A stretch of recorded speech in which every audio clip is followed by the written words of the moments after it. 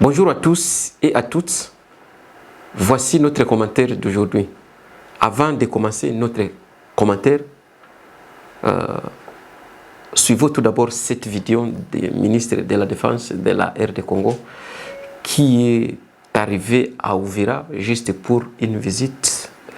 Donc c'est une visite au front ou bien une visite donc des militaires. Je suis Christian depuis Congo 26 TV, msisahau kulike, kusubscribe na kushare kazi ya Bwana ipate kuendelea. Tola nanano video. En République démocratique du Congo, Monsieur le vice-gouverneur de la province du Sud Kivu, Monsieur le commandant de la 33e région militaire, Mesdames et Messieurs de la société civile, c'est pour moi un insigne honneur et un réel plaisir de prendre la parole pour vous exprimer mes chaleureuses et fraternelles salutations et vous traduire également ma profonde gratitude pour les efforts que vous ne cessez de déployer aux côtés de nos forces armées dans la lutte contre l'agression de notre pays par le Rwanda. Nonobstant vos lourdes responsabilités quotidiennes, vous avez accepté de consacrer un pan important de votre temps à cette rencontre. Recevez ici et à cet égard mes distingués remerciements. Votre présence constitue une preuve de votre volonté à soutenir constamment les actions du gouvernement dans la lutte contre l'extrémisme violent du Rwanda. Permettez-moi d'exprimer encore mes vifs remerciements et ma profonde gratitude à l'ambassadeur du Burundi en République démocratique du Congo pour les soutiens indéfectible de son pays, témoignant ainsi de son engagement toujours renouvelé à la cause du développement et du maintien de la paix dans notre pays. Mesdames et messieurs, cette rencontre se tient dans un contexte où, en dépit des efforts multiformes des organisations internationales et des États, la situation sécuritaire dans notre sous-région demeure préoccupante. Elle est marquée par l'occupation du chef-lieu de votre province par l'armée rwandaise et ses supplétifs du M23 et AFC, avec des attaques qui occasionnent des morts, des blessés, des enlèvements et d'autres crimes perpétrés dans le seul but de semer la peur et le chaos au sein de nos populations. J'ai saisi cette occasion pour exprimer, au nom du gouvernement, notre solidarité à toutes les victimes de cette barbarie dans notre pays et nos encouragements à nos forces armées ainsi que nos compatriotes Wazalendo qui défendent vaillamment notre territoire national.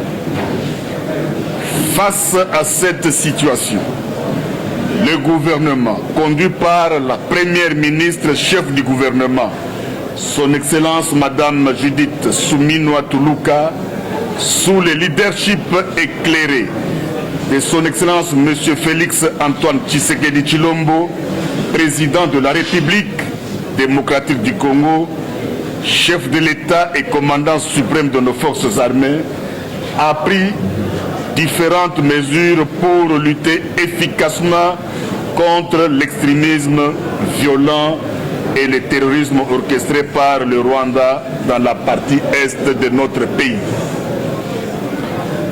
L'approche triptyque ainsi adoptée, reposant aussi bien sur les mesures sécuritaires, diplomatiques que développement, vise à adresser ces nouveaux défis sécuritaires de manière globale et holistique. C'est dans cet ordre d'idées qu'au titre des mesures opérationnelles, un nouveau commandant de la région militaire a été désigné, un fils du terroir, pour assurer l'encadrement des troupes sur terrain. Il en est de même du retour du commandant secteur opérationnel Sokola 2, Sud Kivu, pour une meilleure coordination dans la conduite des opérations. Mesdames et messieurs, face à la menace et balkanisation de notre pays devenue malheureusement très pesante, relever les défis de la stabilité, de la paix et de la sécurité devient primordial dans notre pays. Il s'avère impérieux de mutualiser nos efforts pour une riposte collective et efficace. Permettez-moi de réitérer mes remerciements, respectivement aux personnalités ici présentes qui nous ont fait l'honneur de leur présence, aux intervenants et participants qui ont bien voulu partager leurs idées pour des solutions idoines à cette problématique. Et enfin, à l'ensemble des organisateurs de cet événement. Cette rencontre nous permettra d'échanger au niveau du gouvernement central sur les différentes perspectives et de définir des pistes de réflexion ainsi que des actions concrètes à mener dans un meilleur délai pour renverser la tendance sur le théâtre des opérations. J'ai la ferme conviction que la conjugaison de nos forces et de nos moyens permettra d'assurer la quiétude et la sécurité dans notre pays pour le bien de nos populations. Et j'ose croire à la disponibilité des différents partenaires ici présents à continuer d'appuyer nos forces armées et les compatriotes Wazalendo dans la lutte actuelle contre les envahisseurs. Excellence, Monsieur l'ambassadeur de la République du Burundi en République démocratique du Congo, Monsieur le vice-gouverneur de la province du Sud Kivu, Monsieur le commandant de la 33e région militaire, Mesdames et Messieurs, membres de la société civile. Avant de terminer mon propos, je voudrais saisir l'occasion de cette rencontre pour, une fois de plus, appeler à la nécessité de la préservation de la paix et de la stabilité dans notre pays. Ici, je réitère enfin à tous mes sincères remerciements pour la forte mobilisation et la participation active à cette rencontre. Que vive la province du Sud Kivu, que vive Uvira, que Dieu bénisse la République démocratique du Congo. Je vous remercie.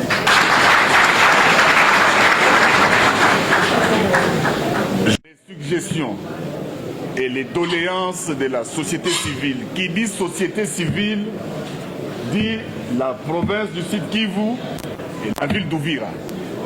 Nous serons transmises par écrit. Cela va nous permettre, une fois à Kinshasa, avec mes équipes, partie orientale. Excellences, Messieurs les ministres, permettez-nous de passer à la revue de la situation sécuritaire dans la province du Sud Kivu. Depuis l'occupation de notre ville de Bukavu, chef-lieu de notre province, les Wazalendo du Sud Kivu continuent à résister face à l'avancée de l'armée rwandaise déguisée à l'AFC M23.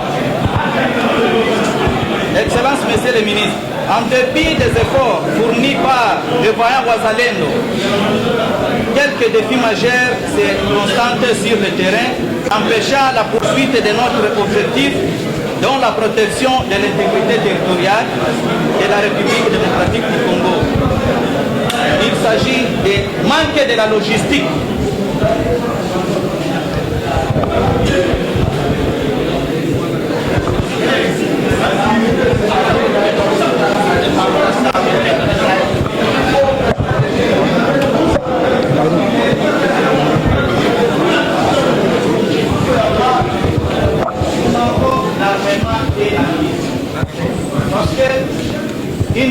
peut pas se battre avec quelqu'un qui a 1000,50 avec la main.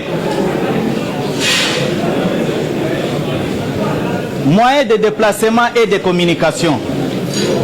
Quittant Uvira en allant vers Nyangezi, Kamanyola, c'est plus de 100 km. Si les Wazalendo marchaient très long en pied, nous serons arrivés là-bas très fatigués, très fatigués et très épuisés. Nous sollicitons de votre part d'avoir les moyens de transport et moyens de communication. Avoir les vivres et non vivre. Parce qu'une personne qui est affamée ne peut pas se battre avec un ennemi bien équipé. Sinon, la population sera en difficulté. Nous sommes arrivés à les défendre. Mais si nous manquons à manger, nous allons faire des bêtises en entrant dans les maisons sans l'autorisation. Et donc, de notre manière, ça sera des manques à gagner parce que les dieux de Wazalendo n'autorisent pas quelqu'un de prendre une chose sans l'autorisation. Parce qu'il y a les dieux de Wazalendo. Les primes d'encouragement. Excellence. Nous attendons chaque fois que vous êtes en train de faire sortir l'argent pour nous amener aux lignes de front. Mais, gloire à Dieu, vous êtes là avec notre chef que nous saluons, qui nous disent d'abord où se passe cette somme que vous, le gouvernement, vous faire sortir et nous envoyer ici. Parce qu'aucun jour, nous sommes en train de déranger les vice-gouverneurs, les maires de la ville, les commandants régions et les commandants sectaires pour avoir à manger. Au moment où nous avons notre représentation au niveau de Kinshasa, nous voulons avoir votre appui.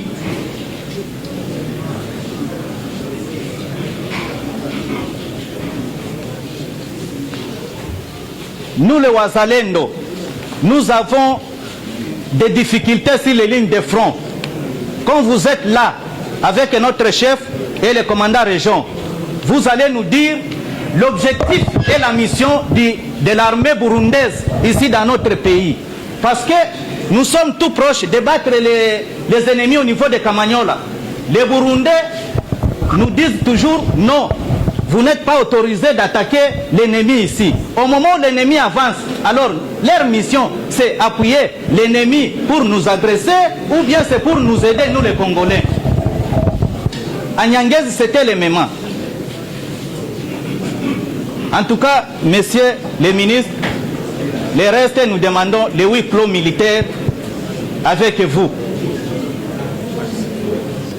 Kuna nchi utamu yenye kuwa na rutuba tena na mambo mengi zaidi ya Kongo.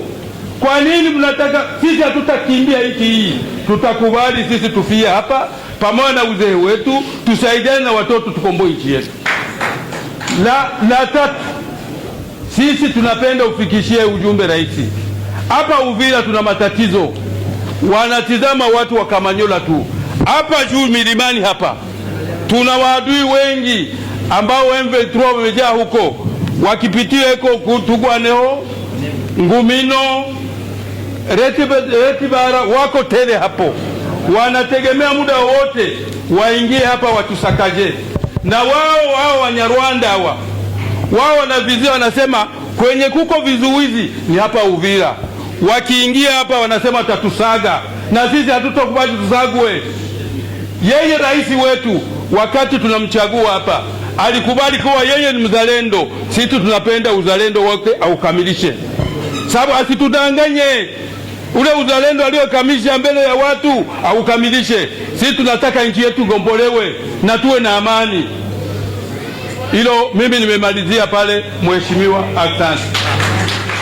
Kwa femme leader wa province ya Sud Kivu na territoire na ville d'Uvira. Ninakuwa pia mama mzalendo. Kwa haki ya uzalendo nimejisikia kuguswa ndani kwa sababu ya kupenda nchi yangu. Ninakuwa na moyo wa shukrani kwa ministre national kuwa pamoja na leo. Ni moyo wa shukrani kwa sababu ametaka kujua watu wake wanaishi namna gani. shida na matatizo yuko je. Ninashukuru aussi son excellence président de la République kuweza kukumbuka kutuma ministre wa interior akuje kuona hali kuna namna gani. Moyo mwingine wa shukrani wa defense, okay. Moyo mwingine wa shukrani iko nao. Nimeona baba ambaye ni coordinateur national wa RAD, General Padiri, naye pamoja na sisi. Hiyo ndio kwanza moyo wa shukrani. Sasa inakuwa na maneno mawili wala matatu ya kwanza kuzungumuza, kwa sababu nasimama kwa niaba ya mwanamke na binti. Ndio kwa maana nasimama hapa. Najua kwamba wakati wa vita wanaoathirika ni wanawake na watoto, na kwa ile kuathirika wanawake na watoto tumepata magumu mengi sana. Ninataka kuuliza mheshimiwa ambaye pamoja na sisi hapa, lengo gani au mawazo gani anawaza juu ya mwanamke na mtoto? Jambo lingine ni kuweza kutaka kusema kwamba mimi niko miongoni mwa wazalendo, na kwa kwangu miongoni mwa wazalendo ni kutaka kwamba nchi yetu igombolewe. Sasa ninauliza, mwanamke anawekewa katiba gani au programu gani kwa hii hali ya kuweza kugomboa nchi? Naweza huku province yetu na kwa Uvira kwa karibu na wanawake wawili ambao tunaweza kujitia kwa kugombania. Ndio kwa maana ninashukuru sana, ninataka kumfikishia rais wetu kwamba mwanamke naye iko miongoni mwa kutafuta amani kwa province yetu ya Sud Kivu. Asante. Habangelikuwa hivyo kwa leo, sinon AFSM 23 serait à Kinshasa déjà. Pourquoi je dis ça? Si c'est votre est que tu as libéré le pays, mais à Kinshasa, on a attaqué batu ya Est. Pourquoi? 2. Poste clé comme ministère des autres, Ouest, Est, Mounayaki. Monsieur le ministre, angalia, regardez un peu. Regardez ici. Est-ce qu'on a le bâtiment qu'on parle? Le bâtiment là. Vous voyez ce bâtiment là? Qu'est-ce que je voudrais dire? Est-ce que vous saviez que c'est Uvira qui contrôlait les Nord Kivu? Est-ce que vous savez ça? C'est ici où était le siège, le chef-lieu de Kalemi jusqu'à Bunagana. Les rapports de Bunagana venaient jusqu'ici chez nous à Uvira. Ici où vous êtes ici. Où était le bureau? C'est le bureau là que le maire de la ville a démoli, ici. C'est là où était le bureau de la province de la Ruzizi Kivu. C'est comme ça qu'on appelait ici. 2 fois, Uvira a été province du Kivu, chef-lieu Uvira. Qu'est-ce que nous vous demandons maintenant? Le message à transmettre au président de la République. Vu que plusieurs fois et maintes fois, à Pakoto Uvira, nous avons libéré les membres. Nous avons province Yet. Nous avons cadeau Yet.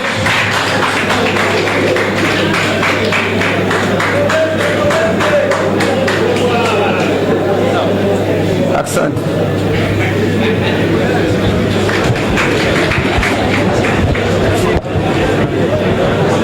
Jamani, mwikale kimya, musikilize waziri atajibia kwa maswali. Mwikale kimya. Bon, j'ai reçu la première, je n'appelle pas ça des questions, mais ce sont des préoccupations de mes concitoyens. La nouvelle société civile a demandé, depuis le 15 février 2025, avec la chute de Bukavu, il a constaté, comme beaucoup de Congolais, que nous, armés, on ne fait que ce qu'on appelle repli stratégique. Anasema societe civile iliona ya kwamba depuis vita vianze jeshi yetu haiyapigana. Et de deux, il a dit que pourquoi l'armée de la République est toujours sur la défensive et non à l'offensive. Kwa nini jeshi haikuwaki na atake, inakuwaka tu pale kuzuia maataki.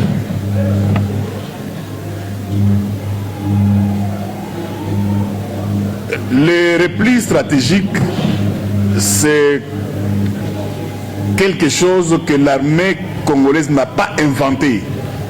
Kurudia nyuma kwa jeshi haikuanza na jeshi la Kongo. C'est prévu dans tous les combats. Inakuwaka mkila mapigano yote ya ulimwenguni. Toutes les armées du monde appliquent ça. Jeshi zote za dunia zinakuwaka na appliquer repli stratégique. Est-ce que vous n'avez jamais entendu il est où le... J'aime bien répondre en regardant celui qui m'a posé la question. Oui. Ah, oui. Oui, président. Alors, vous n'avez jamais entendu, on dit que reculer pour mieux sauter, ça existe. Mais maintenant, là où vous avez raison, là où vous avez raison de vous interroger,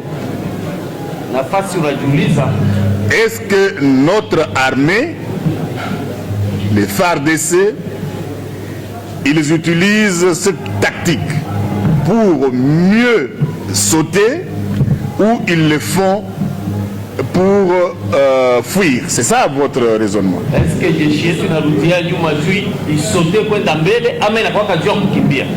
Pale ndio muhimu wa swali. Vous étiez avec nous là où l'armée habite? Ulikuwa na sisi pale mpakao ya jeshi. Et ce sont des conditions normales. Ukifika pale est-ce que utaona kama wanatumika mwali ya mzuri? Mais qu'est-ce que vous attendez d'eux alors? Si on n'a pas donné tous les moyens, si on ne les a pas mis dans de bonnes conditions, vous voulez qu'ils fassent quoi? Kama jeshi yetu aitiliwe mwali nzuri, unafikiria inaweza toa matunda gani? Ça c'est les politiques qu'il faut condamner. Ile ni kosa ya sisi wafanya siasa. Et nous sommes là pour améliorer. Na yeye iko hapa waziri wa ulinzi juu ya kuboresha. Vous avez un nouveau commandant. Il va habiter où? Muko na komanda wa mpya. Unaweza jiuliza ataishi wapi?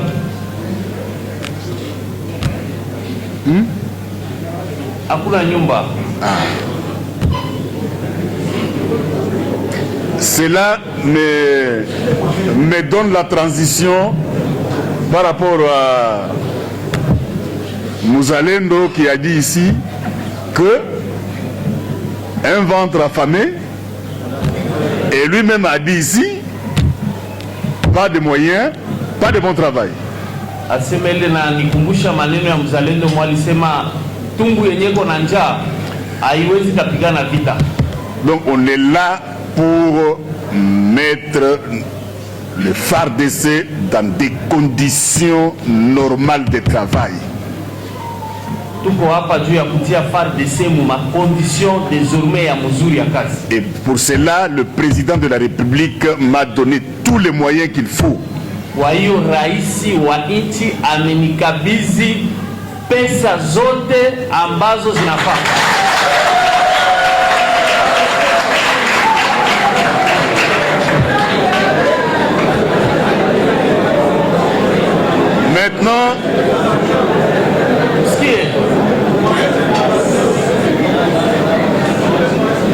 Maintenant, vous avez demandé pourquoi seulement défensive et pas l'offensive.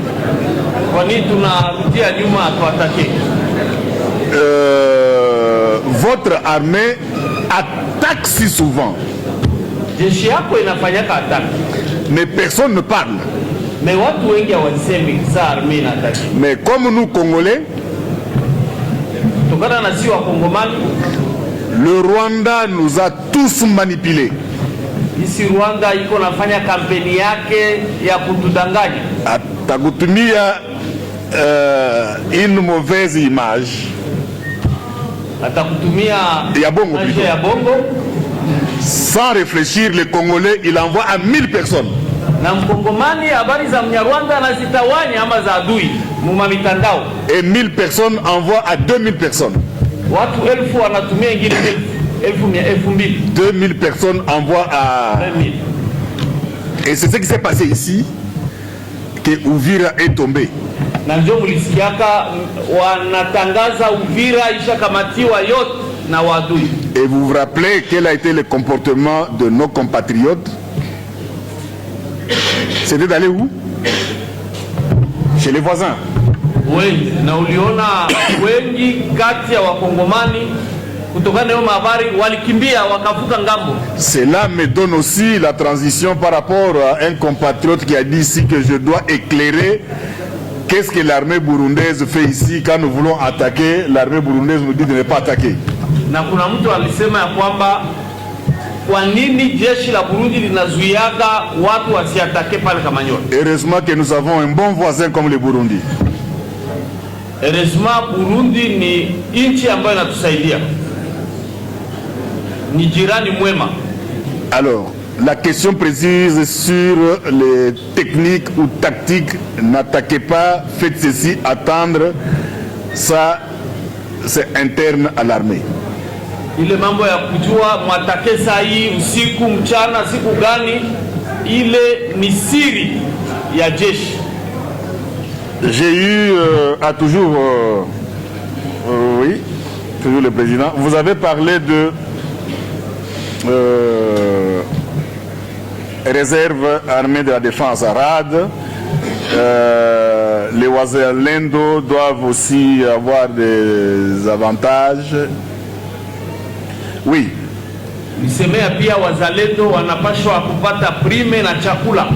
Vous savez, quand on aime son pays, unajua kama mtu anapenda nchi yake, on ne peut pas le trahir. Haupashi kuisaliti. Nous sommes en train de voir au niveau du ministère de la Défense nationale et anciens combattants et de l'état-major général. Donc, huyo ni ministre wa défense wa FARDC. Je crois qu'il anaitwa kama ni Mwavita quelque chose, mwenye alifika hapo Uvira. Donc Uvira pour le moment ndio capitale administrative plutôt ya Sud Kivu. Donc d'après après agresseur kukamata sa capitale yenye ilikuwa inaitwa Bukavu. Donc il a fallu capitale officielle ikue Uvira. Donc c'était si que mkonaona presque autorité bote biko banafikia pale Uvira. Mais Uvira haiko n'importe quel territoire. Je crois que ce n'est pas la première fois capitale le territoire ou bien vile ya Uvira quel que soit état ikwemo tuite kwanza vile comme à l'africaine. Donc kwa capitale ya Sud Kivu, je crois que inakuwa moins deuxième fois yai encore wakati fulani ilikuwa na contrôler kuanzia Bunagana, Kalemi et rapport zote zilikuwa napatiliwa pale Uvira. Du coup Uvira ilikuwa inastahili kuwa pa province. Je crois que inaenea kwa province parce que iko na itandi na iko na watu na iko na quel que soit infrastructure, mais ni vitu kama hivi wanaweza developer et peut-être njongi faut kuwa nini ya ba Uviroise si je ne m'abuse pas. Donc huyo mtu tunaona kama Congo il faut kwanza kueviter kwanza kuwa kwa mshabiki kwanza. Mimi sipendaki mtu, sipende regime ya mtu, sipende pouvoir ya mtu. Binaweza penda, binapenda Mkongo napendaka tu njo. Binaweza penda juu ya Kongo, naweza penda peut-être ni juu, naweza penda ni sheria na development. Et puis peut-être njo hiyo sheria naweza sema kama ni kupenda constitution, puisque constitution njo ina défendre kila mwenye anajiita ou bien kila mwenye iko Mkongo. A part constitution bon, je ne vois pas autre chose mimi naweza soutenir mule mu République démocratique du Congo. Siko mshabiki niko wa PPRD, siyo niko wa IDP, siyo niko wa kama Assemblée, siyo niko kama wa ICD, siyo kama niko wa kama YNC, kama si donc je ne partais pas à un groupement politique, je ne partais pas à un parti politique. Donc je ne peux être que quelqu'un qui peut-être peut apporter le soutien donc aux institutions de la République. Mon soutien peut être à la Constitution de la République et mon soutien peut être aux lois de la République.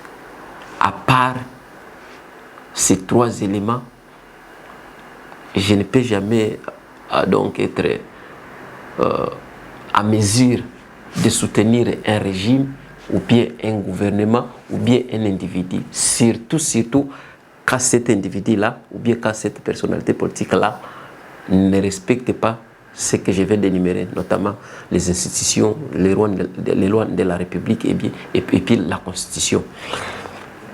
Pourquoi? Puisque je connais bien que les hommes toujours changent, les hommes toujours sont des égoïstes et que souvent ils priorisent leur intérêt ou bien souvent ils priorisent l'intérêt individuel. C'est pourquoi moi je ne peux jamais soutenir donc un politicien quelconque, à moins que ce politicien-là ou bien cette politicienne-là parvienne peut-être à me convaincre avec sa manière de faire les choses, avec peut-être sa façon de développer ou bien d'aider le Congo.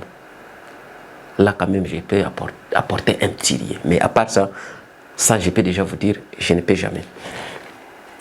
Sasa Congo pale tuko na watu wakati tena fulani nilikuwa naongea nasema kama Congo, je me rappelle bien mu Liberia ile wakati ya esclavagisme notamment ilikuwa njo fasi kwa nakia ilikuwa de point de départ ya ba esclave, donc ilikuwa fasi ya kuweka stockage avant babe watu baende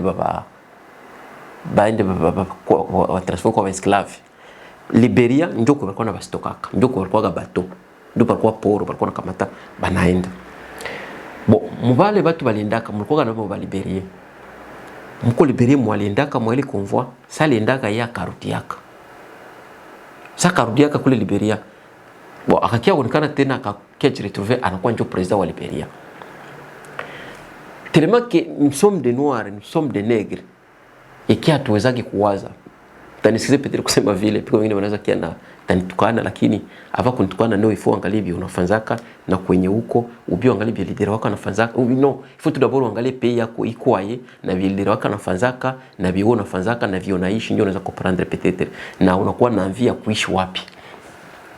Sasa ule Liberien sali kuyaka olie a jiconnecter sana banduki yake wale ba Liberia wenzake abambie byaliona kule kwa na wafaa kwa masklave, naye akageuka wenzake akaanza kuwa sana injo metre wa wenzake. Donc na akaanza kuwa sana akakuwa na injo boss, akachifana akaanza kufanya injo mzungu, wenzake wanakuwa injo masklave baki ule Liberia ule olia sema sasa bwana amini kuwa kule niliona vraiment kama situation haina bien kule, donc hii situation haina bien acha nifundishe bandugu yangu gisi biko kule. Na alianza kufanya njoo kwa mzungu, akatransformer wenzake na bakakuwa esclave baki.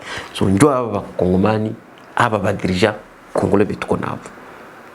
Bon, kinisha kia comprendre kama Lumumba alikuwa anasema sema ukiona mko na exploiter. Mko exploiter juu, maki mko exploitable. Lumumba alikuwa anasema vile. Ukiona watu biko na Kongomani, ukiona bakongomani kisi kwa exploiter, donc banaitika kwa exploiter. Jo mtu kwa exploiter faut éthique. Kama upenda hawezi ku exploiter. C'est un peu ça. Sasa hapa bandugu yetu hapa banakalana tuongoza swandiza. Bashaka tufanza nabo shitu kwa esclave babo. Ebo njo ba mettre. Et c'est pourquoi on a na normalement bon, banaweza kuwa biko na réseau quelque part juu c'est impossible. Si unaona vya vile kunaona mtu akitoka Kinshasa akifika fasa vile Uvira, ministre hana uwezo kuongea lugha watu wanaongea pale. Pour ne pas dire aongee bule malugha ma dialect. Lugha yenye tunaweza ita swandiza national. Na yua peut-être ingekuwa watu tuko sérieux, normalement kama presque kila ministre anayua kuongea hata Chiluba, anayua kuongea Lingala, anayua kuongea Kikongo, anayua kuongea nini Lingala na Swahili. Ingelikuwa kabisa tuko pays yenye iko sérieux. Kisha tunaona watu wengine tunasema wa Sud-Africain. Unakutanaka leader Sud-Africain, kila leader Sud-Africain anaongea kazi lugha zao kama ni lugha 3, kama ni nini, kama ni kenda biko nazo. Pays. Mais chez nous ce n'est pas le cas. Asa huyu nasikia na remercier ambassadeur wa Burundi. Bon, na pale kwenye iko ni Uvira. Donc alivisiter wazalendo, sio kama tafika paka kwa ligne de front. Mais kenye kiliniinteresse sana myeye ni après explosion yake, kisimsikia nasema ni après na ni makesio walimuuliza. Ndio nilikuwa interesse nazo sana. Mpaka niko nasema nchi haina watu. Tout d'abord kisi mnamuona vile ni ministre balimcritiquer, ma média congolais mingi zilimcritiquer kama c'était monsieur qui n'a jamais été dans l'armée. Et d'ailleurs, hiyo poste qu'on a assuré, hana peut-être capacité ya kuiassurer. Ile responsabilité kunayo. Parce que wanasema kama no alikuwa aide infirmier mu Belgique. Mais balimleta kule, balimleta kumpatia kazi, ndio mremplacer Jean Pierre Bemba. Huyu ministre wa nani wa transport. Balimleta Johnny, balimleta kaseme no Juni Muluba. Donc ni karibu ya ni ndugu wa president. Et que président al comprendre kama no défense qu'on a toa franga mingi. Alors si le franc qu'on appelle qu'on toa mingi, il faut na président tena kwa si profiter ko. Ndio kisi balimleta bakamtia pale. Donc wanasema kama hana idée. Et d'ailleurs dernièrement papa kwa critique moja ilikuwa virale sana kwa réseaux sociaux, wanasema kama lenda uza nani ma kama watoa ende uza armement, kama ende uza armement plutôt asime babaka alenda na saa 96 millions de dollars akadepensa katu kama ni 15 millions, kama ni 16 millions, 180 millions yote akaweka mfuko. Alenda uza madrone. Ule kuuza kama ni drone, kama ni za kutosha, alenda kauza kama ni drone moja ya 15 millions de dollars. Kama ni ya 15 millions, kama ni ya 16 millions, kama ni ya 5 millions, kama ni ya 8 millions. Wakati wanakuambia kama Turki iko na madrone za Mosher, China iko na madrone za Mosher, Iran iko na madrone za Mosher, mais ingine lari yote akachokea kwa mfuko. Donc ni corrompu. Si mnamuona pale. Ni ukienda plus loin. Donc ni mwenye alifika pale a fonction tribale quoi. Mais kisha usikie yule mzalendo anamuuliza kama iko nashindwa kupigana juu hakuna logistique, hakuna transport, hakuna materiel ya kupigana na hakuna chakula. Na la fois passée nisemaga kama Felix sitakosa kwa narudili. Felix missionaki soutien yake kwa wazalendo à part peut-être kwa sacrifier. Koma unaweza kamata, unaweza kuona kila siku kuna tunatuambia kama wazalendo ni novaya militaire, kwa sema wazalendo kuna tusaidia, unasema wazalendo haingi kwa wazalendo kama Kongo ishaanguka, wazalendo kila siku kuna tu déranger, kila siku unatuambia habari ya wazalendo, kumbe habasaidia kitu. Huyo ni mzalendo mwiko nakwambia, na hapo shanjo pire wazalendo hapo. Ndio mimi siwete wazalendo beta shanjo pire ba mai hapo. Abo ndo banti agression sasa, abo ndo banti Kagame hapo. Bakwambia si banti Kagame. Watu wapenda kumsantiri Kagame ni hapo. Kumbe abapatia kitu. Bakwambia kama ni chakula abapatiaki, ni nguo abapatiaki, ni masasi abapatiaki, ni transport abapatiaki. Heureusement nayo kama banapigana ngebe bako napigana ngosema objectif ya kumdefendre Felix. Yeye bako napigana objectif yabo ni defendre Bulongo. Terre. Quel que soit naye alikoroga quelque part asema kama no ba M23 biko kama bareta kama mbuko mtwa grano kama moreta ba ndo ba M23 hapo. Hakuna tena ngine M23 kushinda huyo. Hakuna mtu gani anasema aseme no iko na sura moja hivi, aseme no yeye anapakaliwa kama ni rangi moja hivi, sio ndo M23. Hapo bonasema ba guranya ho kama bagura ho kama reda tabara ndo ba M23 hapo. Abo ndio ba M23. Donc kumbe l'État haibapatia kitu. Mais batu ko na sacrifier banda défendre pays na habalipi wake, habapatiwa ni chakula, apatiwe ni bunduki, media volonté juu amour ya patriotisme mingi biko na défendre tout. C'est pourquoi ni sema ile siku kama ni kwa sacrifier ndo na sacrifiaka. Hawezi ndo bacha defa bale ba criminel biko na zile mabunduki zote juu Kagame zile mabunduki iko na tuma iko na pacha bale Rwanda Defense Force. Ekituma mkongo. Alipatia zile mabunduki ya semenoji kiwa mnyama. Ni mabunduki anapatia kiwa wa Kongole. Sasa mwe mko na contre calé. Donc il faut que bien armé. Il faut que bien armé, il faut que bien nourri, il faut donc que na logistique ya bien. Parce que mko na défendre pays na pays kuna milioni ya francs. Sasa yule Felix sasa mkisema sema mwatilie vitu, haizi resist, haizi bakia pale. Haizi lala pale kakisi unajua sasa mkisema bwana tunaacha njia waende. Nanga anaweza fika Lubumbashi mu 2 minutes. Parce que nanga iko na watu mule iko na watu ba kolabo bingine banaongeaga nao. Na piko bingine biko mule FARDC na pikisi natoka sema na biko bingine biko mule Felix biko natumika na ule Felix. Na bingine ba ministre bake iko nao nanga. Tu unaona kama Kongole kwa kolabo ni champion. Tu apart kwa kolabo shoya kama unaweza pata kazi. Fuko kwa kolabo ndio kama unaweza pata kazi. Sasa mwe ndio mngeshoka kumbe bazalendo mwe shoka watu wa kwanza ngeshoka gate. Mais ningo na regretter kama bakaenda bagate na mwana kana na muangalia hivi. Na mna comprendre bien kama saa hii aba M23 biko na piganisha saa kesho ndio watakuwa patron wenu. Msiko surpris kesho ndio patron wenu. Na ndio watakuwa ba general wenu abo ba general wenu.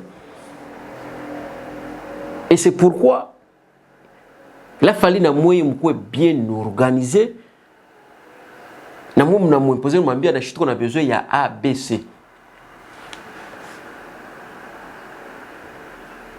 Parce que quand on a moi que ça veut me couper à chaque kubabari ça veut qu'on a na négociation kule ku négociation qu'on a msiko nasikia fasi négociation wanaenda fali ni kwenda gabula baenda gabula makazi baenda gabula ndio ma ressources za pays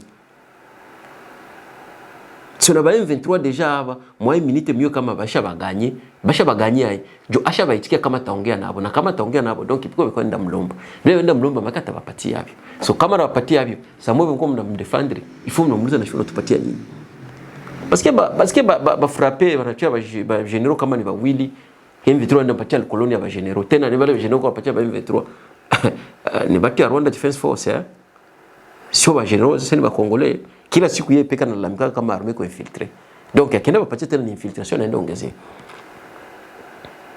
Alors mnapaswa wake up. Mtu mko anafanya pays haikuwa kunegosier chakula, haikuwa kunegosier bunduki, haikuwa kunegosier franga zake za kumlipa. Haikuwa kunegosier familia yake kuichunga yeye. Na haikuwa mtu kulipa $50 wala $100. Normalement mshahara wenu ungefika hata $1000 na kupanda. Tuko na defendre pays. Du kama fait ville, bale ba M23 batikia batanyanganya. Mina ifala yue vile kama haiko complice. Parce qu'il faut que tu aies attention à la politique à Congo, à la politique congolais. Comme haiko complice. Et donc,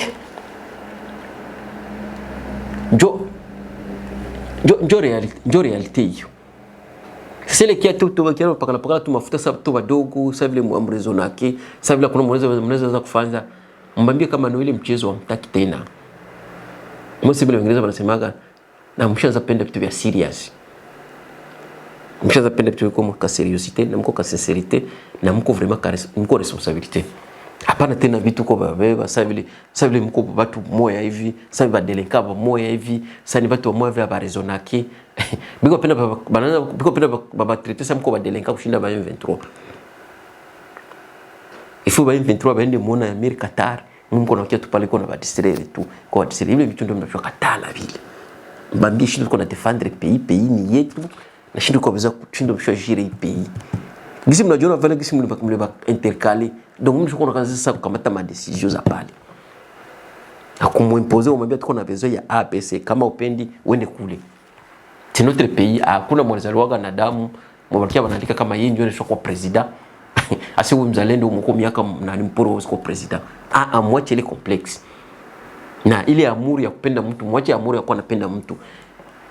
Au kuwa na amuri na institution, kuwa na amuri na sheria, kuamuru na constitution yenye iko na kudefendre wewe yenye kupatia droit zako. Ndio kuna achana kuamuru na mtu, ule mtu atapita. Hapana kuamuru na gouvernement, hata kuamuru na nani na regime. Vile vitu vitapita. Kuamuru na sheria, juu sheria hii iko katikati, ni ya kila mtu, ni droit ya kila mtu. Ndio mnafaa kuwa vile. Hapana kuona kiaga mbona penda vitu vya donc mtu mmoja kupitia wakati bure tu kubadilisha mwasipi kwa iko nafanya kwa kuna viko na wafanyisi. C'est un peu ça. Et donc si mnasikia kuna mumuuliza ma question kujibia aseme no shi juu ya repli strategique no, unaona kama armée ya dunia mzima hakuna, unaona kama repli strategique na kuaga iko tulianza so mwataka kijua nini? Hakuna materiel lete na kosa materiel. Anjo shoyo kama hapa tuko complice wala iko complice. Maki franga hakuna za kuuza materiel. Ni wewe sasa utajibia. Anauliza jia nini banataka atake ba militaire Burundi barakatala. Ni wewe sasa ndio utajibia. Maki bana vyao bikwemo. C'est pourquoi ile vita ya defense semaka kama mko vitu vya mingi biko vinapita. Na mwanaweza hiyo vile vitu angalo hiyo Felix na hiyo Nanga na hiyo Kagame. Ndio banayo byabo bibi. Bado ndio banayo byabo bibi kwemo. Iko mzuri bachi kukusha tu batu burjo. Hakuna vita hivi kwemo. Hakuna vita yenye bikwemo. Tusiona kama mtu anaweza kutoa Bunagana mpaka kushefa paka Kamanyola wao wataka kitu. Comme repli stratégique ngosao yakuwa na armement, ngosema yakuwa bien structuré, yakuwa bien organisé. Faut que tu kuwa organisé siku gani? Sawa tabana kisha sana tutakuwa bien organisé. Ndio ngali tulikuambia funga boda hapana, fanya hivi hapana, ona mwisho kwetu kola isai. Donc wazalendo mnapaswa wake up. Achile amuri ya mingi ya Biblia ya iko kusaidia kitu. Na acha upole ya mingi haikusaidia kitu. Ni pays yenu. Ni pays yako, unaweza kuwa president. Parce que unakia ba intimidate ngose huyo mtu. Ndio unaona kisi mko sufuri hapo, kisi unaona kisi mwingine nafanana na poverana, ndio kisha sana nafanana na hivyo hivyo. Hakuna vya ajabu. Tu wote tuko na wale wa ministry, tuko na donc ba competence, tuko na wale ba competence. Asa wewe kama mtu kule kisha sana anaweza shindwa kuganga, wewe unaweza msaidia hata kuganga, unamwambia no hapa hapana hivi spendi hapa hivi spendi hapa hivi, unaweza mwambia na atafanya selogis unataka. Ndio wengine wanafanya hivi, lakini nyinyi wote uko na kila bana ba distraire bana distraire depuis Bunagana Bunagana ne tombera pas, Goma ne tombera jamais, Bame Kanalo bazu wa Goma wana balika Bukavu wana balikamata. Sasa Bukavu watu washokuwa ba esclave. Na haba hivi tu kuna sema hakuna ba hivi tu bana effectif. Ba hivi tu biko saa hii ni bawili batano. Ba hivi tu ba mingi biko njo ngambo pale kuboda ya Rwanda. Siko kia mkibatake bana yo Rwanda kio kama mtabashinda inatuma banakia banapigana kisha armée rwandaise tena inarudia. Banakia banapigana armée rwandaise banakia badanganya songo effectif ngo biko naenda. Babongo abana abafikia taba 20. Biko na bana njo mwingine tuna WhatsApp. Anaandika tu message ya WhatsApp na wale ba civile benye biko ngambo yabo banaongea nao wale ba collabo checha ka pression. Unaongea bana banakia bawili tu. Na vinaishia pale. Unaona sasa vile sasa ya Bukavu biko kama na 150 kama ni M23 mfasi kuko mio ya watu na watu wanashindwa kujirevolte babakimbiza. Ndio kisi Lumumba alisema kama ukipenda kuexploit utakuexploiter. Ukipenda kuwa esclave utakuwa esclave. Sasa hizi basha bageuza ba esclave. Ba M23 bana effectif Bukavu watu bakidecide sasa bana lamka na bakabakimbiza. Si tu bakilamka mchana wanaweza bakimbiza amweke Rwanda. Ndio tunaona kama na Rwanda iko pale kuboda atasukuma. Lakini bakidecide banaweza bakimbiza juu abana effectif ya kuchunga ya kumetrize wale watu wala kumetrize ile ville. Mais biote biko na dependre na si. Bisi tuko kulala biko tuwa vile kulala. Bisi tuko kipofu kwa tuwa vile kipofu. Bana dependre biko na traiter na shi gisi tuko. Mkutana tuko watu wa resistance naambia hapa kuna vimtafanza kama bashakimbia sasa. Muache ile maneno nange kwa bambia kupretendre ni bya bongo vile. Hiyo ndio kulina bambia sasa ya bana ba mingi. Biko njo Rwanda mkiatake moyo wanasukuma Rwanda inakia defendre wanazana sema M23 kwa nguvu na bana naifu ya réseaux sociaux ndio kwa banatia kuogopeshana mais hakuna kitu. C'est un peu ça. Donc merci pour votre fidélité.